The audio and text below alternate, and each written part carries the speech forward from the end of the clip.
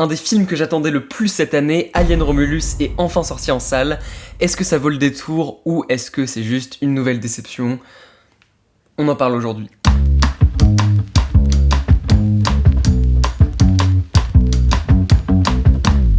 Bonjour, bonsoir, bon après-midi, j'espère que ça va bien.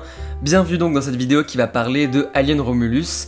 Ça va être en format podcast, donc vous pouvez vous poser et écouter ça tranquillement.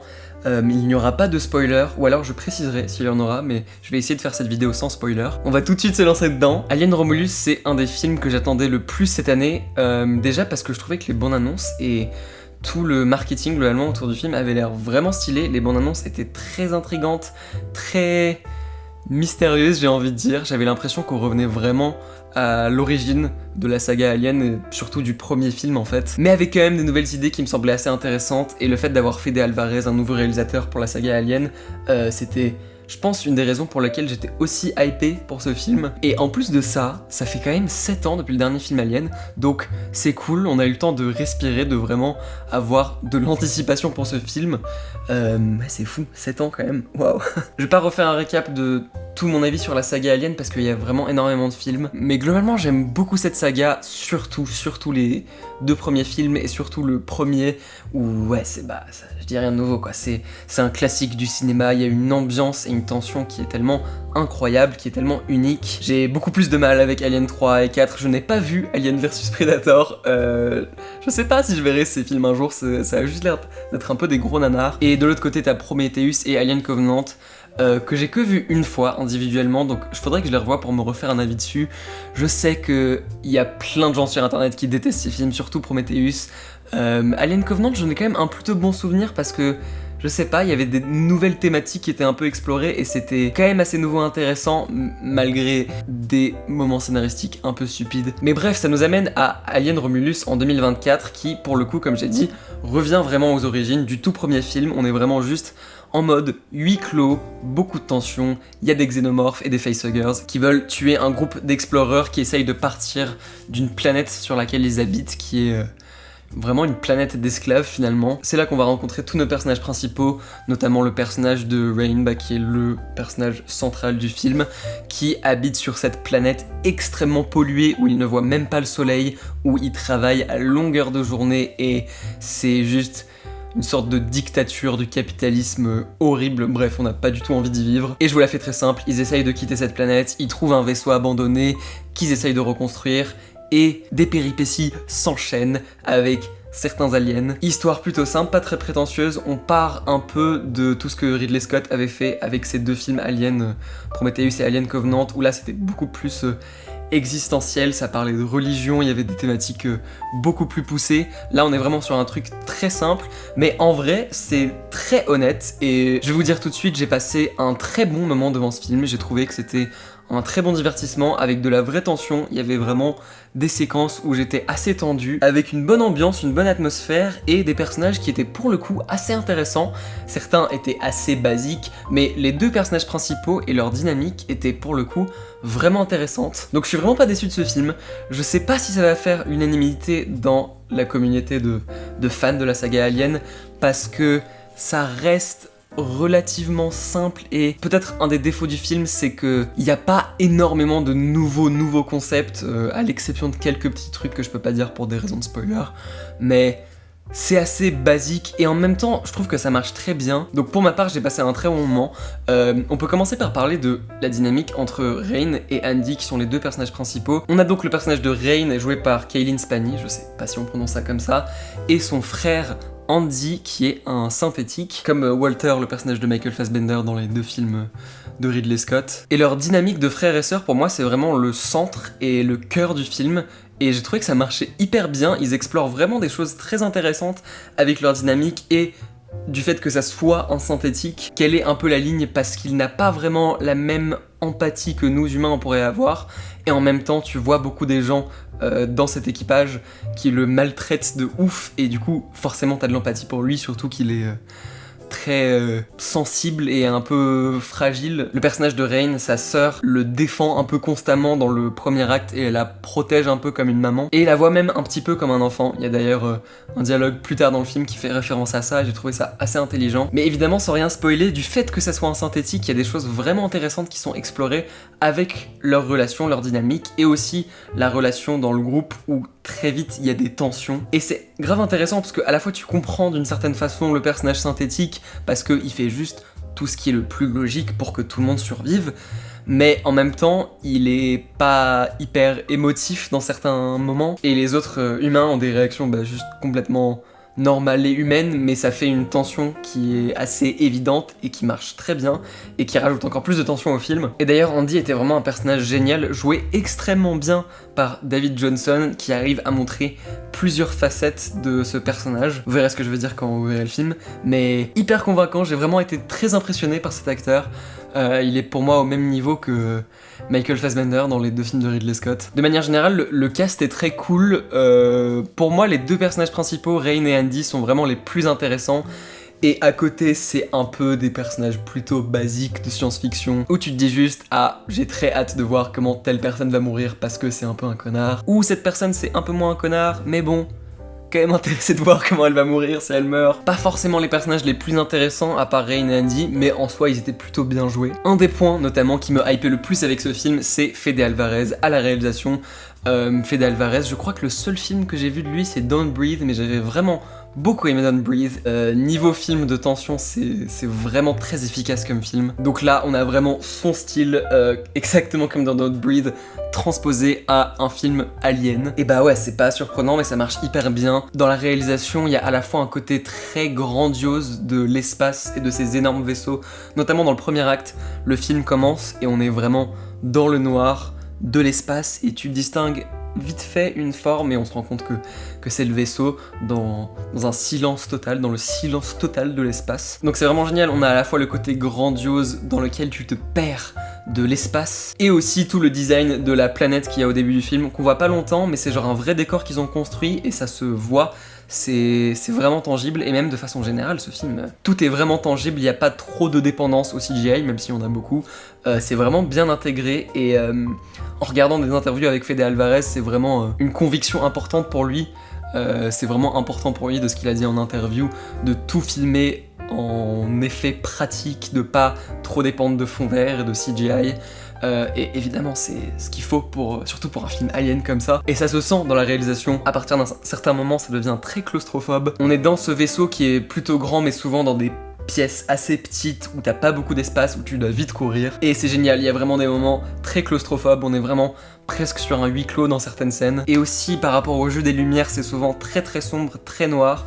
On revient vraiment, comme j'ai dit, à l'approche du premier film Alien, où on voit pas l'alien, on voit pas le xénomorphe pendant une longue partie du film, et il est souvent caché dans l'ombre. Mais il y a aussi un gros jeu avec les lumières, où il y a beaucoup de contrastes avec des lumières jaune, rouge ou bleu qui ressortent énormément. Donc c'est très très beau, c'est très très bien réalisé, c'est sans doute un des meilleurs aspects du film. La musique est vraiment chouette, il y a une bonne BO.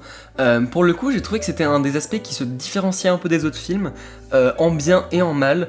Il y a beaucoup plus de sonorités vraiment électronique, un peu dissonante, qui parfois essaye d'un peu recréer le son d'un battement de cœur, mais avec des sons hyper vénères. Et j'ai beaucoup aimé l'aspect un peu électronique de la musique. J'ai trouvé que ça aidait à se distinguer des autres films, surtout des premiers films aliens. Cependant, à part ce côté électronique, ça manquait peut-être un peu d'ambiance et de mystère. J'ai l'impression que dans le premier film, la BO est quand même beaucoup plus présente. Il y a un truc un peu magique, sombre et mystérieux avec la musique du premier film Alien, avec ses ambiances à la flûte. Il y a un petit moment dans ce film où il y a une citation de ce thème.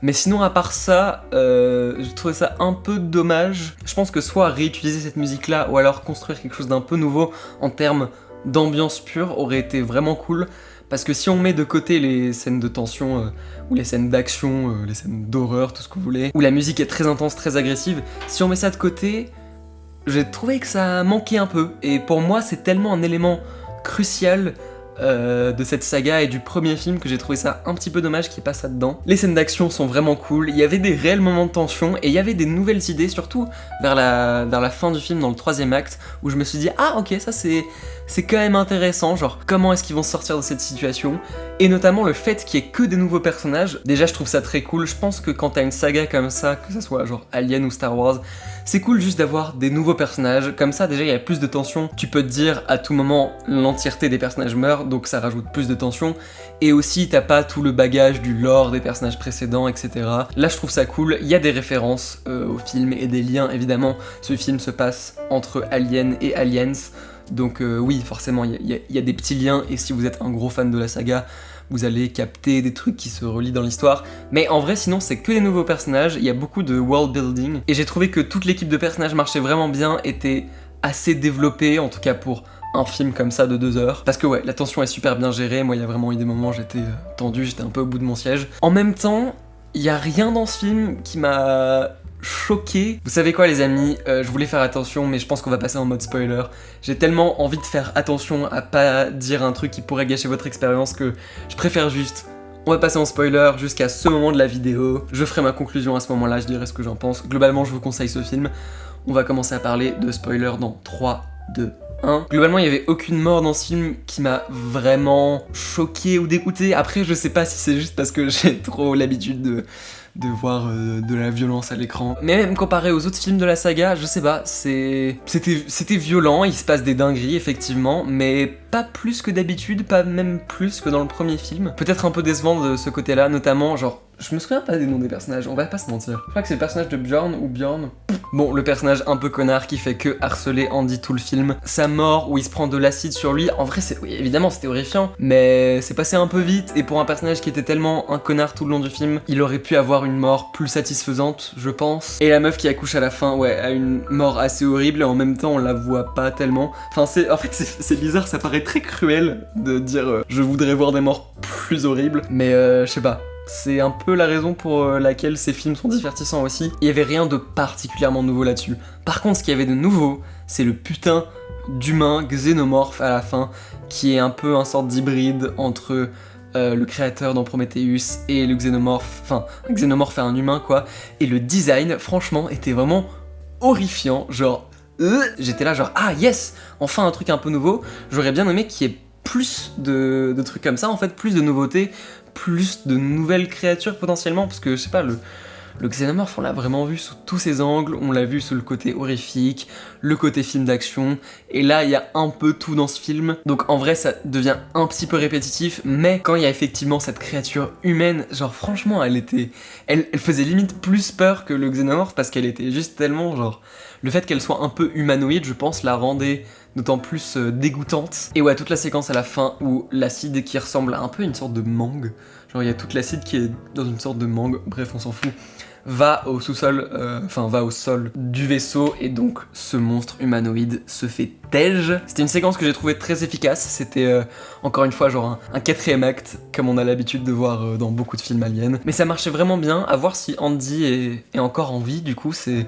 À mon avis il est encore en vie, sinon il l'aurait pas juste ramené pour rien. Après ça pose aussi la question de s'il y aurait une suite, c'est clairement ouvert, cette fin est clairement ouverte à ce qu'il y ait une fin.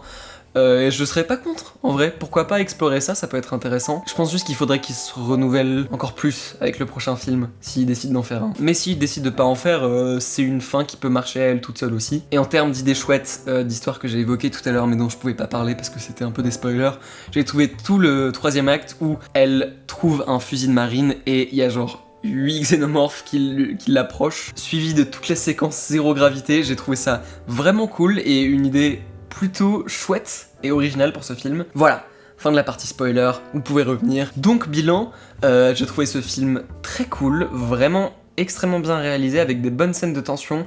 Je sais pas si c'est le film qui fait le plus peur que ça. Je sais pas si c'est juste parce qu'on a l'habitude des films aliens et que maintenant c'est juste un peu moins surprenant, parce que si ce film était sorti dans les années 80-90, je pense que ça aurait eu plus d'impact, mais bon là c'est...